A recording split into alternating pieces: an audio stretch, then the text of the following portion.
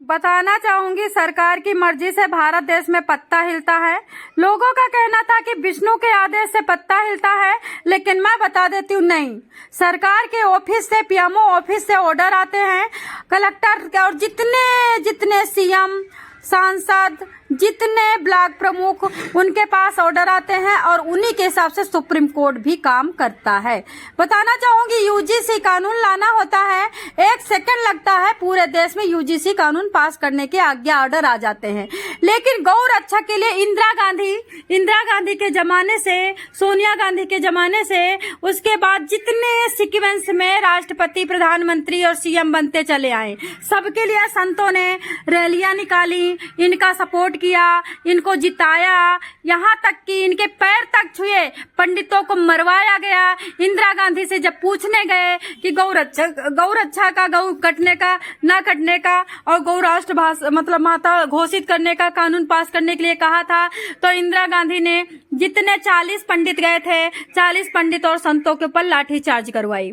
अभी भी वही हो रहा है। यूजीसी रात को कानून पास होता है, सुबह स्प्रेड हो जाता है, लेकिन रात को फरसा बाबा मथुरा में रहने वाले, जो कि गौशाला खोल रखा था, गौ का रक्षा करते थे, वहां पे बहुत सारे गौवे जो मरी सड़ी गली, जो कि बीमार आजार बूढ़ी ठूढ़ी घूमती थी, उनको भी रक्षा करते थे और फरसा लेकर के गौ तस्करों को कहते थे कि मेरे इधर दिखाई मत पड़ना।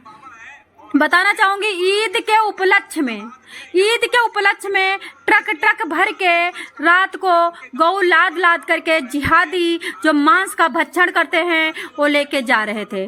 फरसा वाले बाबा को पता चलता है कि गौ तस्कर इधर से निकल रहे हैं, बहुत सारी गायों को चुरा के खरीद के, जो घटिया टाइप के लोग हैं, जैसे कि अभी आप देख रहे हो SC ST वाले सब गौ खाने के लिए सपोर्ट कर रहे हैं। अभी एक महिला वीडियो बना रही, गौ तो कटनी चाहिए, अच्छा बिंदी लगा के बैठी है, सिंदूर लगा के बैठी है, वो साड़ी पहन के बैठी, लेकर गौ तो कटनी चाहिए। वाह भाई माता जी, वाह देवी जी, वाह देवी जी, धन्य है तुम ही ना अपने को काट दो, दे दो अपने जीजाओं को, अपने आकाओं को, तुमको खा ले। तो दोस्तों बताना चाहूंगी, ईद के उपलक्ष्य में गौ लेके जा रहे थे, ट्रक भर के फरसा बाबा जाते हैं, गौ तस्करों को रोकते हैं, वैसे ही बड़ा वाला ट्रक फरसा बाबा के ऊपर कल रात को चढ़ा दिया गया। मतलब एक बात बताइए, हमारे यहाँ नवरात्रि होती है तो लहसुन नहीं खाना है, प्याज नहीं खाना है, नमक नहीं खाना है, अरे हम तो समुद्री नमक भी नहीं खाते बेटा जी, और तुम व्रत रहे हो, पवित्र दिन चल रहे हैं, लेकिन तुम बाबा को मार देते हो, तुम गौ को काट रहे हो, तुम कितने जानवर भक्षण कर रहे हो, कितनी कटाई जानवर की होगी, गिनती में हो जाए तो अरबों जानवर भारत देश में कट गया होगा ईद के उपलक्ष्य में। बताना चाहूंगी, भारत देश किस तरह से जल रहा है। भारत देश में अभी पंडित और ठाकुर की बेटियां मांगी जा रही हैं चमड़ा उधेड़ू के द्वारा। बताना चाहूंगी, गंगा का जब कुंभ का जब स्नान होता है, यही जिहादी कहता है कि ये ढोंग है, पाखंड है, गंगा में इतने लोग मैल निकल रहा है, इतने लोगों का शरीर का कुष्ठ रोग जा रहा है, गंगा में मैं नहीं नहाऊंगा, अपवित्र हो जाऊंगा। लेकिन जहाँ पे बकरा कटता है, जहाँ पे खून बहता है, वहां पे चंद्रशेखर रावण जा करके सबको बधाई देता है। आप ये फोटो में देख लो, नीला अंगोछा ओढ़ करके अपने भाइयों को, अपने रिश्तेदारों को बधाई देता है। नवरात्रि में कहता है दुर्गा मेरी दुश्मन है, दुर्गा जी दुश्मन है। अभी आप कह रहे हो कि नवरात्रि पाखंड है और उधर कह रहे हो दुर्गा जी दुश्मन है। उधर तुम कह रहे हो कि दुर्गा जी ने मतलब छल कपट से महिषासुर को मारा। ये कहता है दुर्गा जी का पाखंड है, ये दीपावली पाखंड बताता है, होली पाखंड बताता है, दुर्गा जी को पाखंड बताता है, महाभारत रामायण को काल्पनिक बताता है। उधर कहता है कि महाभारत में एकलव्य का अंगूठा काट लिया। अरे भैया, महाभारत तो काल्पनिक है, महाभारत तो काल्पनिक है ना बेटा जी, तो फिर महाभारत में अंगूठा कहाँ से काटा गया। उधर तुम कहते हो राम काल्पनिक है, तो फिर आप रामायण काल्पनिक कहते हो, तो वाल्मीकि कहाँ से आए। सॉरी, उधर आप कहते हो कि महाभारत काल्पनिक है, तुम्हारा अंगूठा काटा गया। उधर तुम कहते हो कि विष्णु भगवान काल्पनिक है, अवतार काल्पनिक है। उधर कहते हो कि प्रहलाद के धोखे से होलिका को मारा गया, होलिका मेरी बुआ थी। हिरण्यकश्यप काल्पनिक नहीं है, होलिका काल्पनिक नहीं है, द्रोणाचार्य काल्पनिक नहीं है, वाल्मीकि काल्पनिक नहीं है, संत रविदास काल्पनिक नहीं है, 100 करोड़ गाय काटने वाले, बकरा काटने वाले, मुर्गा काटने वाले, पवित्र व्रतों के दिन में मुर्गा काटने वाले काल्पनिक नहीं है। सिर्फ काल्पनिक दुर्गा जी हैं, राम है, श्री कृष्ण है, रामायण है, महाभारत है, और काल्पनिक कुंभ स्नान है, होली है, दीपावली। कितना भारत देश में उल्टा चल रहा है। इन्होंने मुगलों से नहीं सीखा, मुर्शिदाबाद से नहीं सीखा, 90,000 हिंदुओं की महिलाओं के कटने से नहीं सीखा, अंग्रेज की चमड़ा छिलाई से नहीं सीखा। आगे इनके हांडी बांधा मुगलों ने, अंग्रेजों ने, और इल्जाम लगा दिया इन्होंने पंडितों पे। अरे तुम्हारा चमड़ा भी काटा गया था, तुम्हें जला खरीदा भी गया था गुलामों। कितने गुलामों को खरीद के इटली भेजा गया था, भूल गए?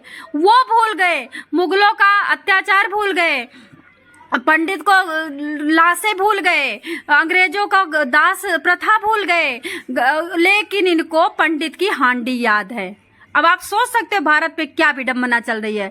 भारत स्क्रिप्टेड चल रहा है, सब कुछ अंदर से पैसा दे करके बुलवाया जा रहा। पंडित गलत है, क्योंकि पंडित इस्लाम कबूल करने नहीं देंगे, फरसा बाबे की तरह काय कटने नहीं देंगे, खुद कट जाएंगे। तो इनको पंडितों से डर है। राजपूत कभी भी भारत देश में किसी तरह से मुगल शासन नहीं होने देंगे, इसलिए पहले पंडित तोड़ो, फिर राजपूत तोड़ो। बनिया तो बिजनेसमैन हो तो अपने आप ही टूट जाएगा, है ना।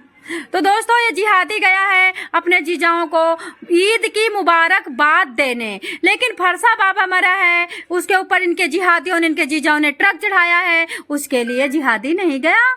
वाह भाई वाह।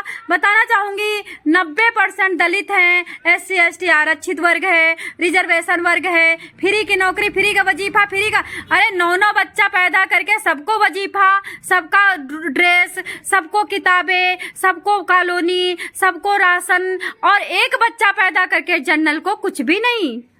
कसाब को भी चेक किया गया था कि कितनी जासूसी की, कितने साल से रहा, कितना गुनाह है, तब जाकर के उसको जहन्नुम भेजा गया था। लेकिन पंडित को ऑन द स्पॉट मार दिया जाता है, बता दिया जाता है ये तो जिहादी है, ये तो आतंकरोधी है, ये तो बहुत ज्यादा बखेड़ा खड़ा करता है, ये तो पाखंडी है, मुर्दाबाद। लेकिन कसाब की टाइम 9 साल तक चेकिंग होती है, वकील मिलता है, लेकिन पंडित को कोई वकील नहीं।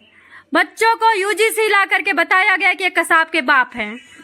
कसाब से भी ज्यादा बच्चों को गुनाहगार बताया गया, आतंकी बताया गया, और बच्चों के लिए रातों रात मोदी जी UGC ले आए। लेकिन गौ रक्षा के लिए, गौ राष्ट्र माता के लिए आज तक UGC जैसा कानून नहीं आया। आज तक गौ रक्षा का कोई कानून नहीं पास होने दे रहे। कौन? UGC के लिए किसने कहा था सलाह करने के लिए? UGC के लिए किससे सलाह किया तुमने? UGC को अपनी मर्जी से कैसे पास किया तुमने?